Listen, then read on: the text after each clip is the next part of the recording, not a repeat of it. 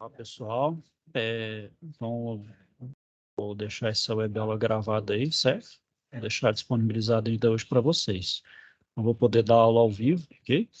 Bom, hoje, então, vou abordar a situação de aprendizagem 2, contexto 1, atividade 1, ok? Parte aí do que vai precisar para a gente, dos conhecimentos necessários aí para a gente poder fazer a situação de aprendizagem, certo? Vou compartilhar a tela aqui com vocês. Vamos lá. Vamos lá o contexto. Então, o mecânico José instalou toda a estrutura hidráulica do projeto solicitado pela máquina. Com isso, o engenheiro João foi chamado para realizar uma inspeção em tudo que foi feito. João observou o excelente trabalho que o mecânico apresentou e o parabenizou, pois o padrão em altíssimo nível apresentado jamais o tinha visto em outro lugar. Bom, então, o José recebeu um certificado da empresa, né, por contribuição no desenvolvimento da automação e otimização do processo de produção e também foram homenageados perante todos os funcionários da empresa. Então, com o passar do tempo, né, engenheiro João.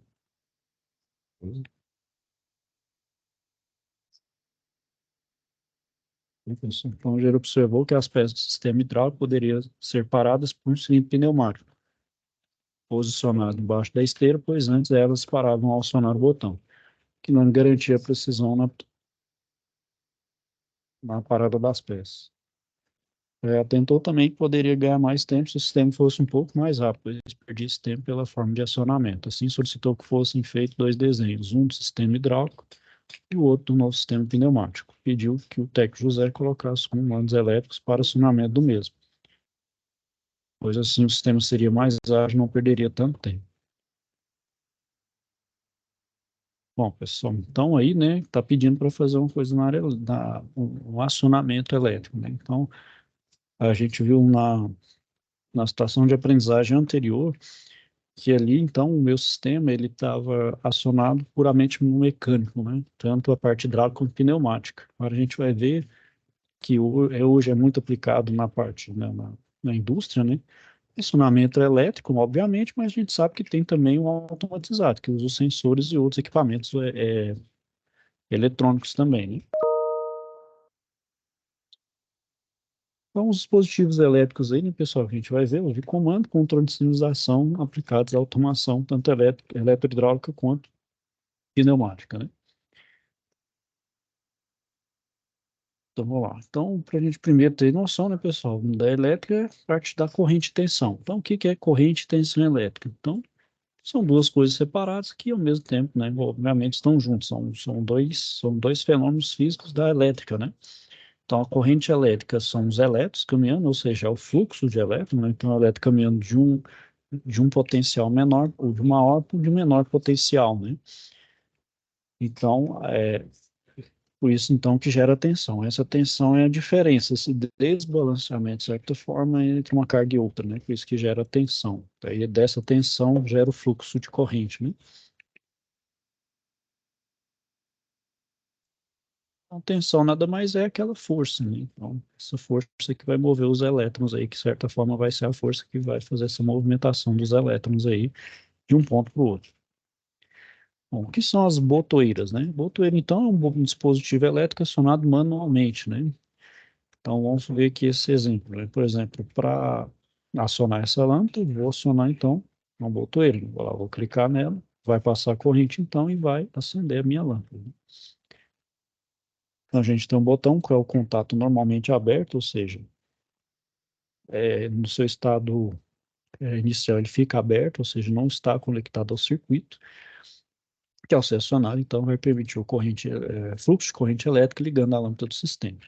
Então, isso vai acontecer, né? Pois os elétrons, então, saem do elétron do polo positivo e vão para a Terra, né?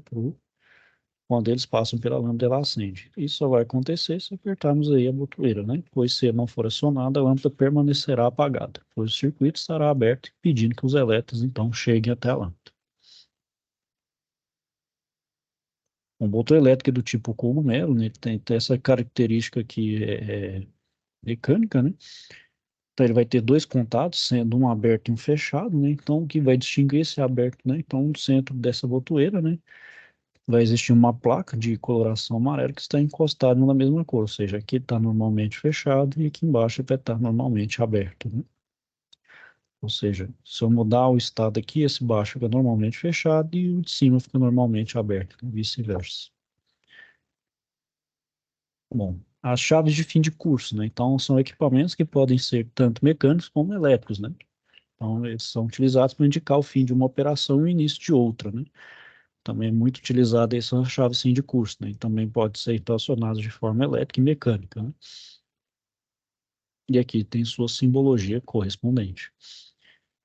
Bom, então como funciona essa chave fim de curso, né? Então, por exemplo, no meu cilindro ali, quando o cilindro atinge o rolete que indica o fim do curso, né, lá, então ele fecha o circuito de uma certa forma que passa elétrico para uma outra parte dele, né? Então ele pode acionar, então a partir desse sinal ele pode acionar lá um outro acionamento ou determinar o fim ali é, o fim ali desse movimento do circuito e desligar, né? Tem possibilidades, né? Bom, os contatores, né? Que são os contatores? Eles são fundamentais dentro dos comandos elétricos, pois com eles podemos fazer diversos tipos de lógicas para atender a diversos tipos de situações, né? Bom, são contatos eletromecânicos, né? E hoje, né, assim, muito tempo do advento da elétrica foi muito utilizado, né? A lógica, eu chamo de lógica de contatos, né?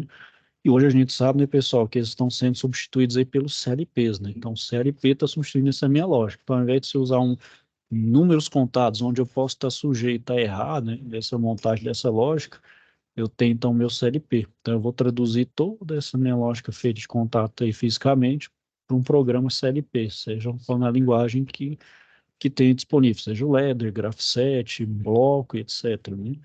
Então, toda aquela programação, toda aquela lógica extensa fisicamente, eu posso fazer ela dentro do meu CLP, onde posso, então, armazenar uma grande quantidade de linha de programa.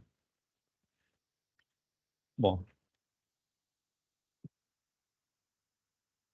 então a gente tem a simbologia aí, né, pessoal? Por exemplo, aí, ó. Então, quando eu ligo meu contato, lá, eu energizo, né? Se eu desligo, deixa normalmente aberto, né? Aí o que está fechado, fica fechado. Eu ligo, então acionou, fecha o contato, então aí eu tenho contato auxiliar e o de força. Se eu desligo, então abre o contato e, por exemplo, o contato auxiliar não é normalmente fechado e vai ligar.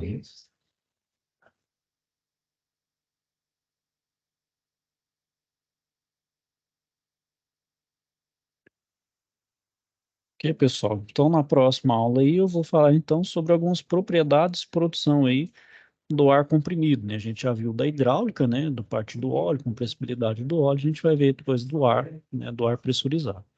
Ok, pessoal? Então, eu vou finalizando a aula aqui por hoje. Caso tenha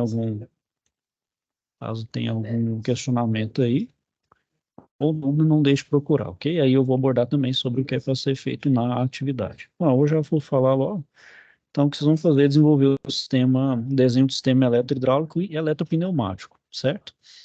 E vão tentar, pois ele é pro funcionamento, pois ele é um descritivo. Então, quando a peça chegar ao sensor S0, o cilindro pneumático avança parando a peça. Então, quando a mesma estiver parada, o primeiro cilindro hidráulico avança para segurar. Após segurar, o segundo cilindro hidráulico avança para marcar o problema, o emblema, perdão.